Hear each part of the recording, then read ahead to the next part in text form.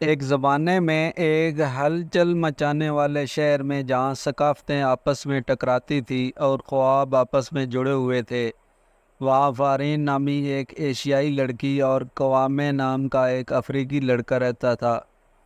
ان کی محبت کی کہانی جذبہ، لچک اور درد دل کی تھی۔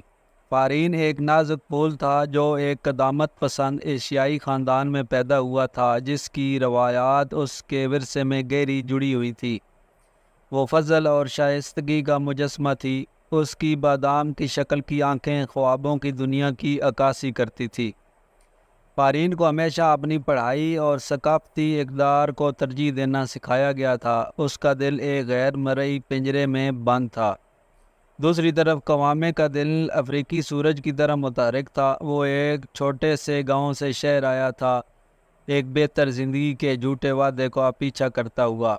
اس کی آنکھیں اپنے آباء و اجداد کی حکمت سے چمک اٹھی اور اس کی ہنسی گلیوں میں گونج رہی تھی۔ زندگی نے قوامے کو تبدیلی کو اپنانا، مواقع سے فائدہ اٹھانا اور اپنی جڑوں کو کبھی نہ بھولنا سکھایا تھا۔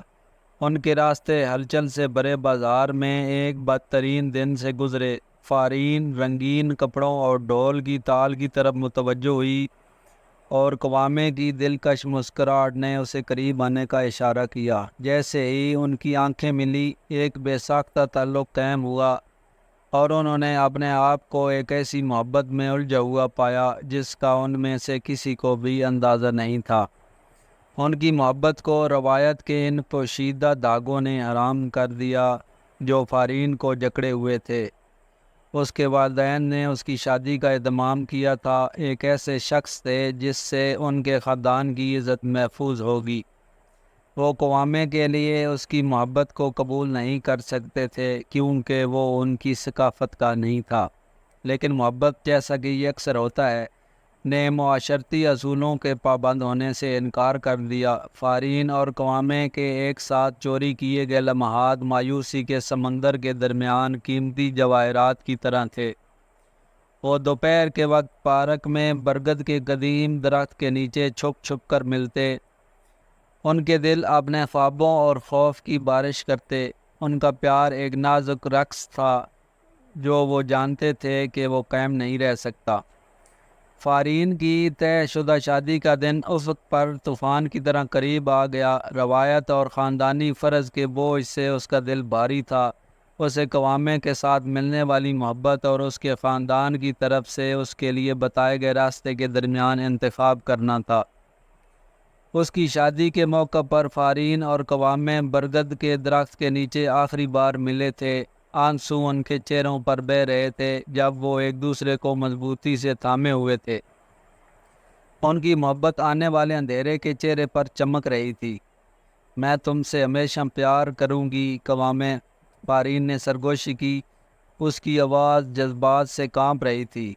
اس سے کوئی فرق نہیں پڑتا ہے کہ زندگی مجھے کہاں لے جائے، میرا دل آپ کا ہے۔ قوامے نے سر ہلایا۔ اس کی آنکھیں دکھ اور سمجھ کے مرکب سے بھر گئیں۔ اور میں آپ کی محبت کو اپنے ساتھ رکھوں گا فارین، اپنے دنوں کے اختتام تک۔ فارین کی شادی کی صبح ہوئی اور وہ ایک خوبصورت روایتی گاؤن میں گلیارے سے نیچے چلی گئی۔ اس کے قدم بھاری تھے جب اس نے ایک ایسے آدمی کے ساتھ منتوں کا تبادلہ کیا جس کو وہ بمشکل جانتی تھی۔ اس کا دل اس محبت کے لیے دکھ رہا تھا جو وہ کھو چکی تھی۔ سال گزر گئے۔ فارین اور قوامے اپنے الگ الگ راستے پر چلے گئے۔ انہوں نے اپنی زندگیوں کو بنایا، ہر ایک دوسرے کی یاد کو پالے ہوئے راز کی طرح بوجھل تھا۔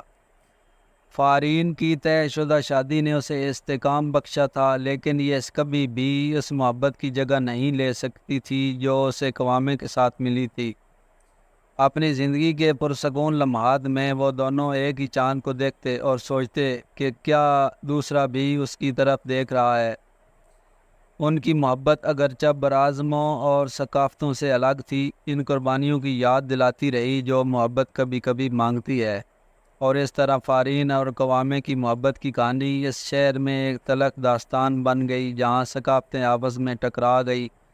محبت کی لازوال طاقت کا ثبوت جو سرحدوں کو عبور کرتی ہے اور ایک یاد دہانی کہ کچھ محبت کی کہانیاں حقیقی اور افسوسناک ہونے کے ساتھ ساتھ بہت خوبصورت بھی ہوتی ہے۔